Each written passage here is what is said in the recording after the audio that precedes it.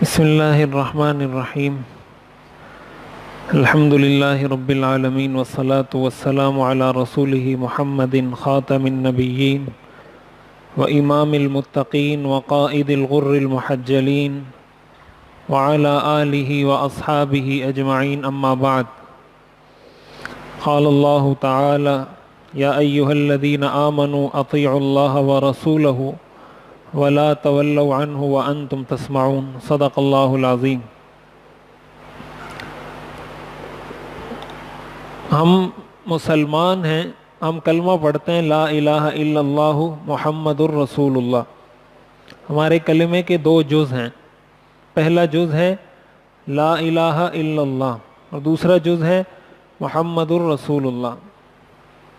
اور ظاہر ہے ان دونوں چیزوں پر جب تک انسان ایمان نہیں لائے گا وہ مسلمان نہیں ہو سکتا۔ جب تک وہ اللہ کو وحدہ لا شریک معبود نہیں مانتا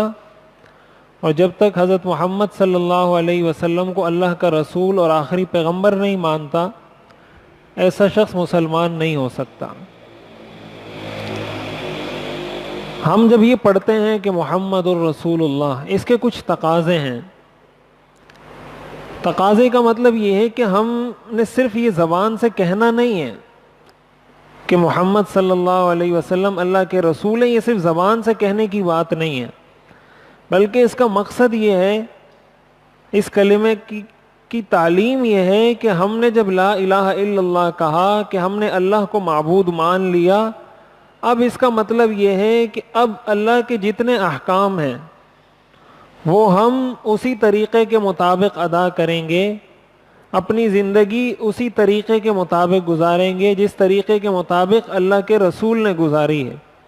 اس لیے کہ ہمارے رسول وہ ہیں، تو اب اللہ کا حکم ہم انہی کے طریقے کے مطابق ادا کریں گے۔ اور ظاہر ہے حضور علیہ الصلاۃ والسلام کی زندگی یہ دین کا ایک مستقل حصہ ہے۔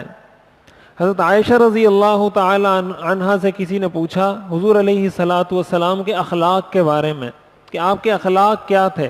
تو حضرت عائشہ رضی اللہ تعالی عنہا نے فرمایا کان خلقہ القرآن، کہ قرآن آپ کے اخلاق تھے، یعنی قرآن کو اگر آپ نے چلتے پھرتے دیکھنا ہے،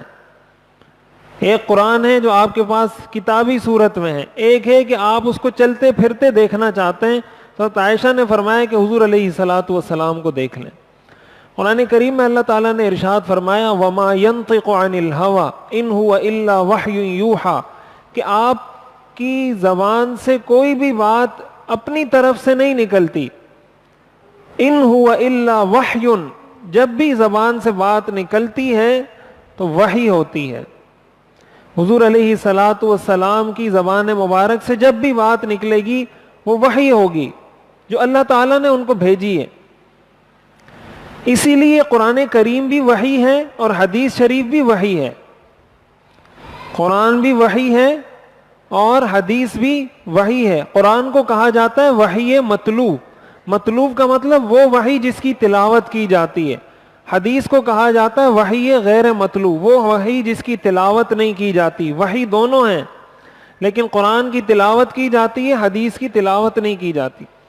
قرآن کریم کے اندر